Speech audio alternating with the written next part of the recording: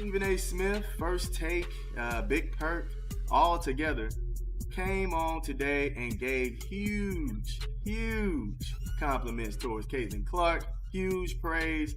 And not only there, they were on Twitter as well, giving love to Caitlin Clark. And people seem to not like it, man.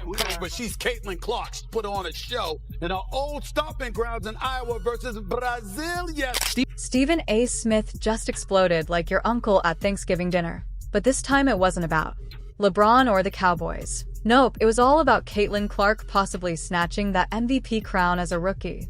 Yep, Stephen A. went full Shakespeare meets ESPN, ranting, raving, and probably sweating through his suit while making the wildest, most entertaining case ever. Buckle up, because if Caitlin's not your MVP yet, Stephen A. might just yell you into agreement. Expectations for Caitlin Clark this season. Man, Stephen A., she is just different. She's special. Just a different type of electricity, man. Did you hear the roar of the crowd while that shot was in flight? Like, I'm expecting big things from her, especially MVP type conversation things. Stephen A. Smith is many things loud, passionate, allergic to silence, but subtle is not one of them. When he bursts into a monologue, it's less of a conversation and more of an auditory earthquake.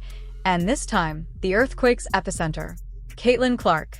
Yes, the WNBA's newest walking bucket logo sniper and part-time destroyer of egos has managed to get Mr. Volume Level 100 himself to combust into verbal fireworks, explaining why she might just be the MVP this season.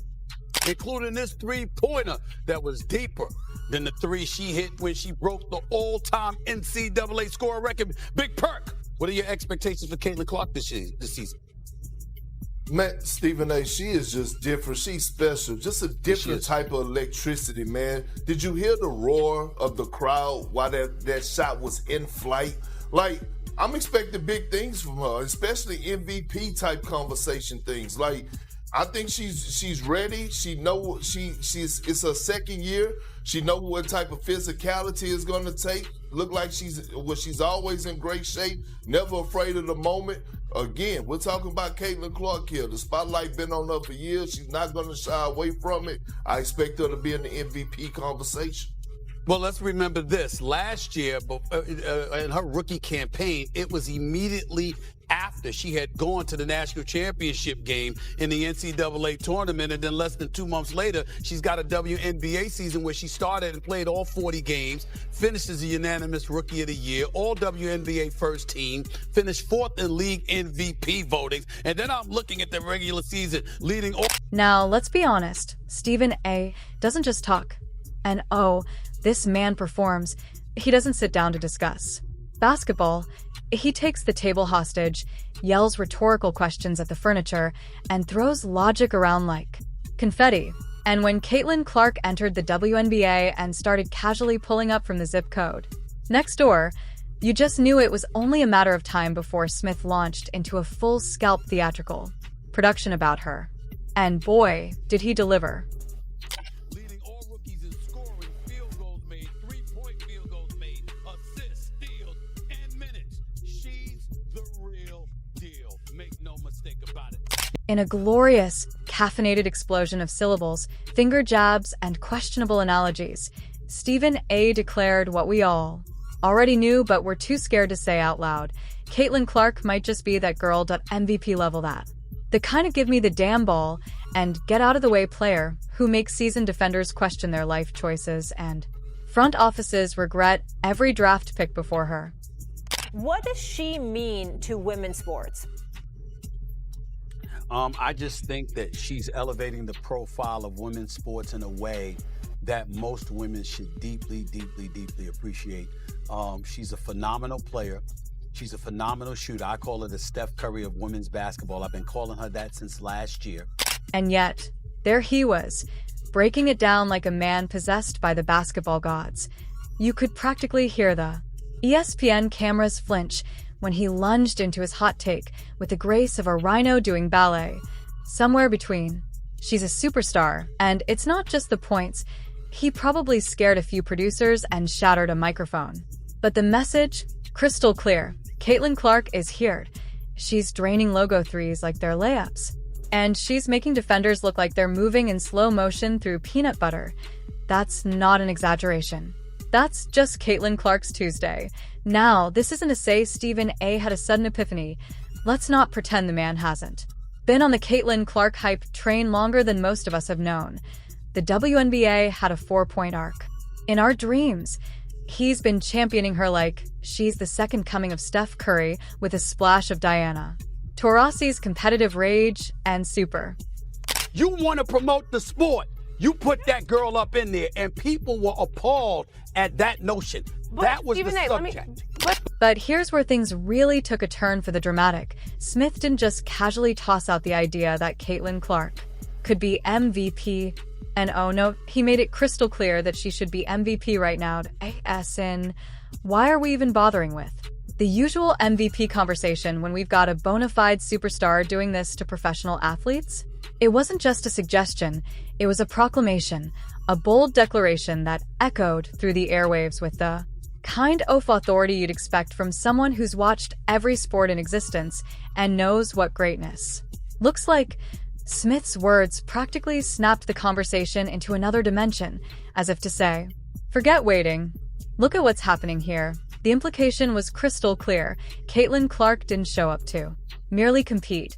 She showed up to take over. She came to reshape the game, to force people to rethink what it means to dominate at this level. Suddenly, the MVP debate wasn't some abstract, questionable thought for sports nerds at IT became a full-blown televised manifesto. IT was as if millions of screens were suddenly illuminated with the kind of fiery passion usually reserved for playoff games and political showdowns.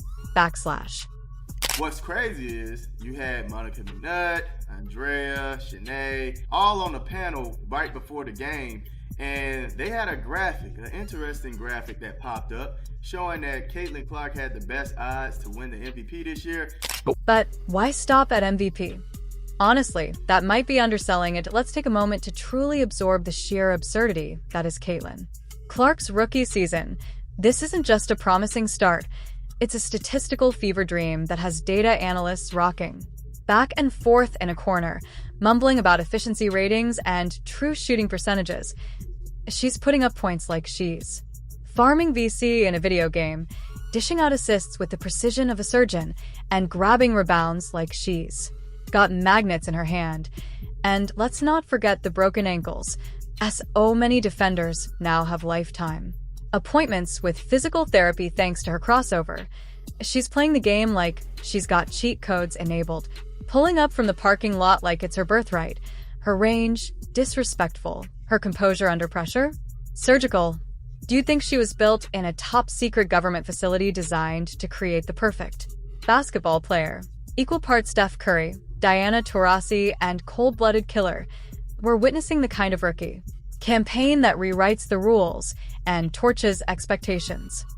So let's start with our 2025 WNBA MVP, and that has to go to the one and only Caitlin Clark. You can say I'm glazing, you can say I'm hyping her up too much, but I truly think that this second year for Caitlin Clark is going to be like nothing we have ever seen. Caitlin Clark isn't just a rising star.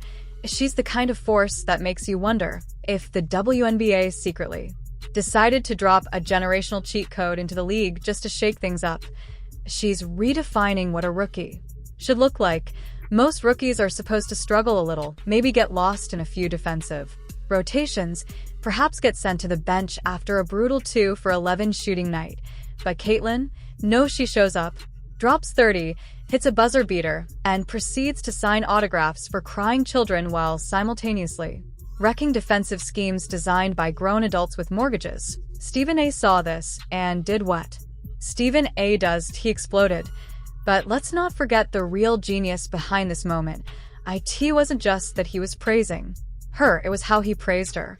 With the force of a man trying to simultaneously win a debate, cook a Thanksgiving dinner, and conduct a gospel choir about 3 octaves above sane volume. At one point, you could swear he was about to levitate. You got a girl here who's box office in Caitlin Clark. She is box office. We can lament it all we want to, but the fact of the matter is Caitlin Clark is box office. And we got to get that out the way. And I'll get into all of that a little bit more in just a second, because it's very, very important that we point this out. She fills seats. She brings the cameras. She brings national publicity. It's what she does. And then, of course, came the inevitable comparisons. Because let's face it, Stephen A. Smith can't go 5 minutes without dragging in some legendary name, like it's a reflex he can't control. Magic Johnson, Larry Bird, Michael Jordan. The holy trinity of basketball references. Stephen A. flew through them like he was speedrunning through NBA 2K My. Team cards, trying to get that perfect lineup. He wasn't missing a beat. You could almost hear him mentally counting the stars as he rattled off the names of basketball icons from every era. But here's the thing. Caitlin Clark didn't need any of that. She wasn't looking to fit into someone else's mold or legacy. She didn't need to be the next Magic or the next Bird.